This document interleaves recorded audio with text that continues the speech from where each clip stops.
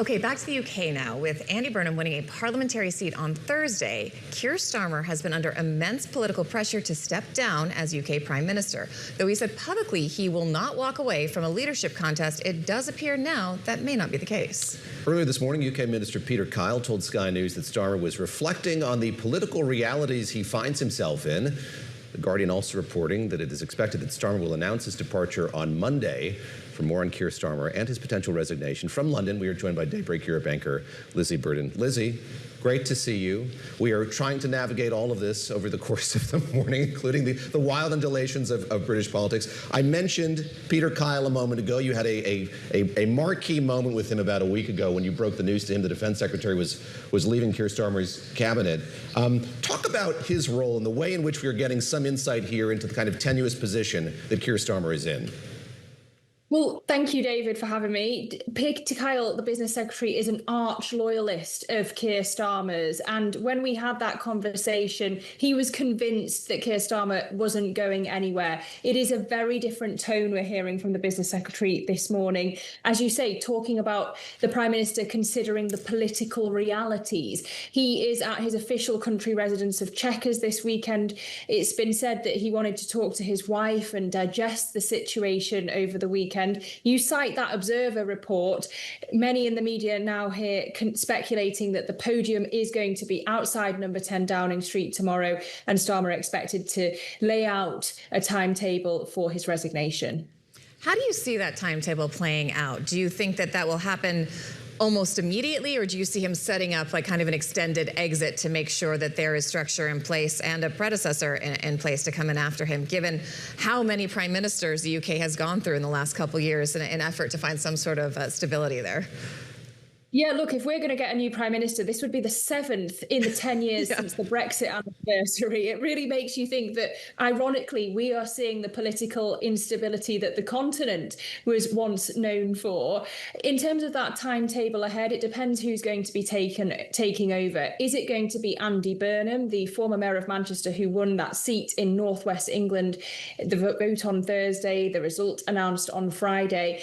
Or is it going to still be a leadership contest, not a coronation? So the likes of Wes Streeting, the health secretary, may yet want to throw their hat into the ring, but the Labour Party might not want to have this chaos unfolding in front of the nation, which the Conservatives, remember, were known for under Boris Johnson, Liz Truss, Rishi Sunak. They may want it to be more orderly, and Keir Starmer wanting to preserve his dignity.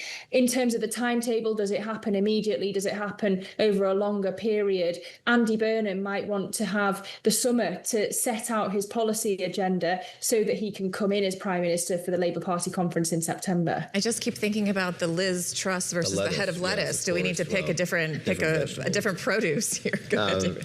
Lizzy, for those joining the program already in progress, how did we get here? How did Keir Starmer sort of lose the faith of those in his party? How did his grip on governing become so loose? What happened over the course of his tenure?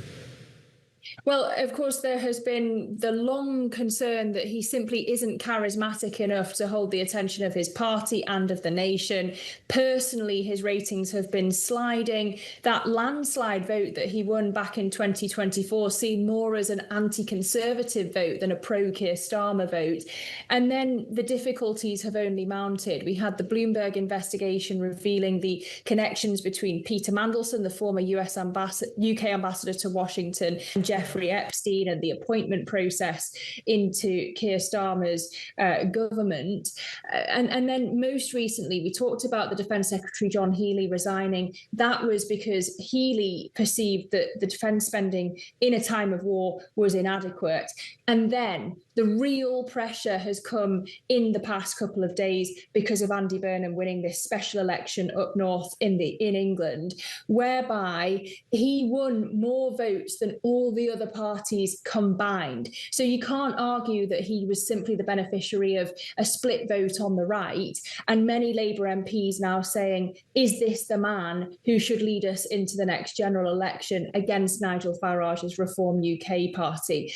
it seems like to many of them, reform may have actually reached a peak now. And that is a question that we're asking because Andy Burnham was the face of Labour. It wasn't a question that was being asked when Labour got pretty much decimated in the local elections only in May.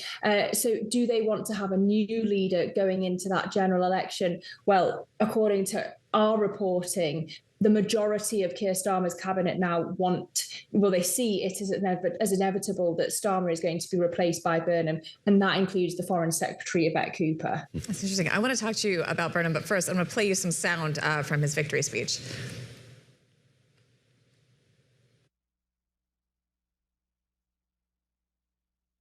We have an opportunity to turn the tide, to make the country feel like it's working again, to make people see that politics can make a positive difference, to make people feel hope again.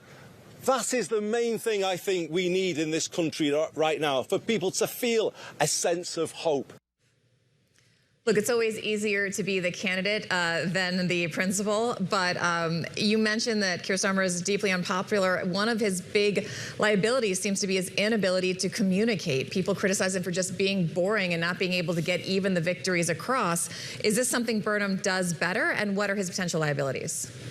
That's what's the perception of Andy Burnham, that he is somebody who is not necessarily more charismatic, but is just a more normal guy. He's known as the King of the North. He's been extremely popular as Mayor of Greater Manchester. The question now is whether he can translate that on a national scale, because he can't just be a professional Northerner as the Prime Minister. He's got to represent the whole of the United Kingdom. I should know, I'm a Northerner myself. But look, for markets, those comments when he said that the Westminster shouldn't be in hock to the bond market are really difficult to forget. Since then, he's tried to walk that back. He said that he was misunderstood, that he would follow the Chancellor's fiscal rules, but then his team privately saying that he wouldn't reappoint Rachel Reeves as Chancellor. When he's been Mayor of Manchester, there's talk of Manchesterism, but that means many things to many people. It could mean more collaboration between the public and private sectors. It could mean more devolution to local governments. But again, he isn't going to be in local government, so is he going to really want that? There's an old joke in Westminster that a Brownite, a Blairite, a Corbynite walk into a bar and the bartender says, "What are you having, Mr. Burnham?" Because over his long career in politics, he has worn many hats under the different previous leaders of the Labour Party. We just don't know which Andy Burnham we would get. But if he is saying that he's going to have all this change when it comes to his team and his policy, his mandate is going to come into question. So do we need another general election?